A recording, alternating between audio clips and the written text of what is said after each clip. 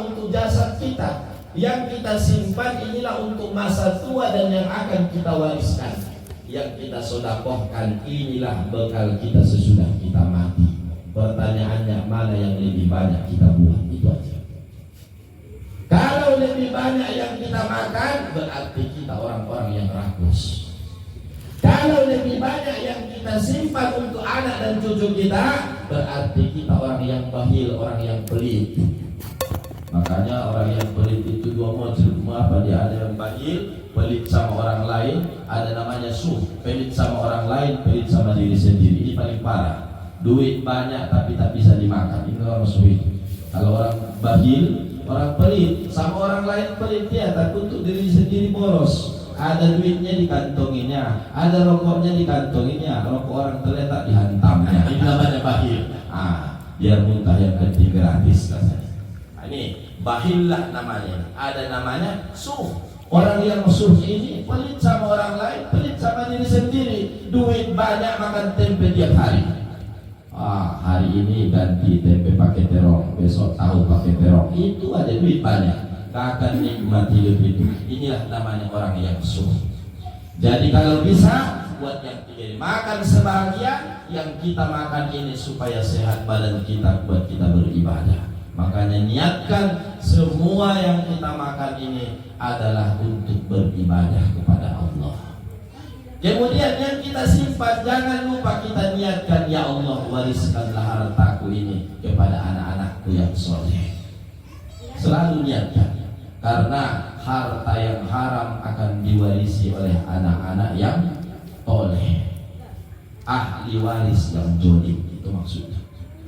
Kemudian yang ketiga, ingat, yang kita sedekahkan, masuklah ini sedekah kita. Kalau Bang Saparlah di rumah ini sebagai ahli musibah, apa yang abang berikan kepada almarhumah di rumah ini sedekah, itu ikhlaskan. Kalau ada yang terambilnya duit di baju ketika mencuci, ikhlaskan. Apa yang terhilang, ikhlaskanlah. Karena tak ada lagi yang beliau harapkan saat ini kecuali doa dari kita. Makanan orang yang sudah mati itu bukan lagi kue-kue, bukan lagi nasi yang kita makan atau makanan-makanan yang enak, tapi makanan mereka adalah doa. Makanan mereka adalah amalan yang kita kirim kepada mereka. Jadi keluarkan sedekah, niatkan untuk almarhumah di rumah ini. Mudah-mudahan jadi pembela buat beliau.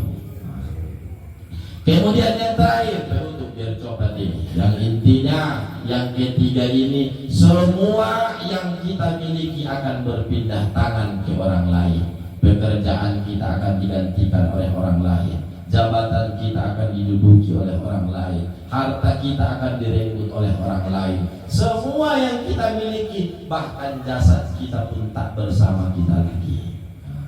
Yang terakhir, yang tayyibuhu sama'uhu biyaumil qiyamah irdu'u, khosomnya pada hari kiamat merenggut pahalanya. Apa itu khosom? Orang yang berpecat sama dia, SKT lah kalau bahasa sekarang ya kan. Makanya kalau kita pun ber-SKT, biarlah hari ini kita SKT, tapi besok kalau kita jumpa tetap kita cakapi. Nah itu kenapa orang yang berpecat itu selama 3 hari 3 malam kalau kata Nabi, maka tak diterima amal ibadahnya selama 40 hari 40 malam. Nah, kalau kita berpecat di rumah sama orang rumah 2 hari sudah, ketiga harinya cakapi dia. Apa yang tak pernah kita minum, misalnya Bang Azhari tak pernah minum kopi, tapi cakap dia, buatkan abang kopi deh.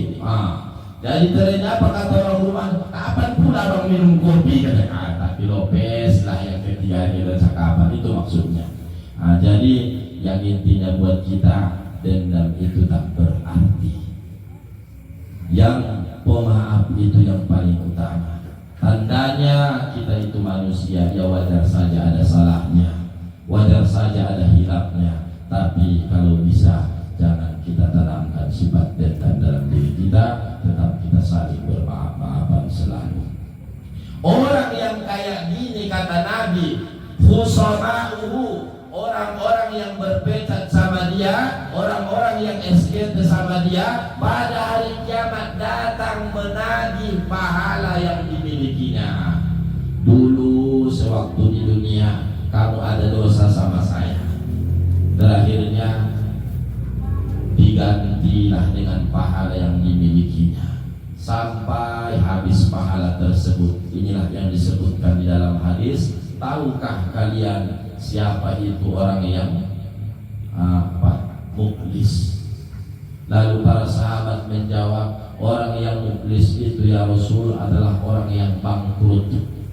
Kemudian sahabat yang lain menjawab, Allahu wa Rasuluhu a'lam, Allah dan Rasulnya yang lebih tahu. Lalu dijelaskan oleh Nabi, orang yang muklis itu adalah orang yang datang pada hari kiamat membawa pahala yang banyak. Rupanya datang di belakangnya orang-orang yang ia zalimi semasa hidup di dunia. Kemudian meminta untuk diimpaskan semua permasalahan dunia itu. Terakhirnya duit tak bisa lagi dibayar duit. Kalau yang berhutang selama ini dia belanja dia di sini, begitu berhutang ke tempat lain. Aduh sudah semua nih kan. Kalau ada duitnya datang, kalau nggak ada duitnya datang dia. Begitu ada duitnya dia di tempat orang. Itu. Ini di akhirat nanti orang yang kayak gini nggak dibayar pakai duit lagi, tapi bayarannya pahalanya lah dicabut, ditariklah pahalanya, dikasihlah kepada orang yang dihutangi. Orang-orang yang berpecat pun seperti itu, dikasihlah pahalanya, dikasihlah kepada kosongnya.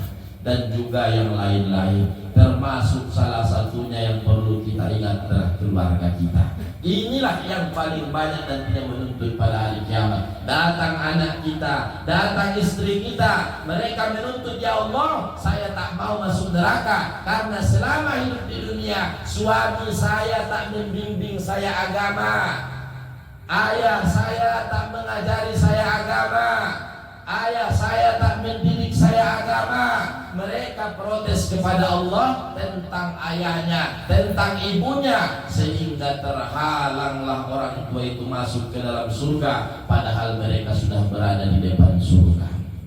Gara-gara apa?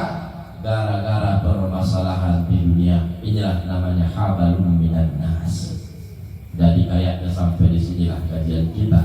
Udah mulai habis tengok kue ini ya kan, minumnya pun udah mau minta tambah. Jadi tak lama-lama pun nampaknya tak elok lagi. Jadi sampai di sinilah kajian kita.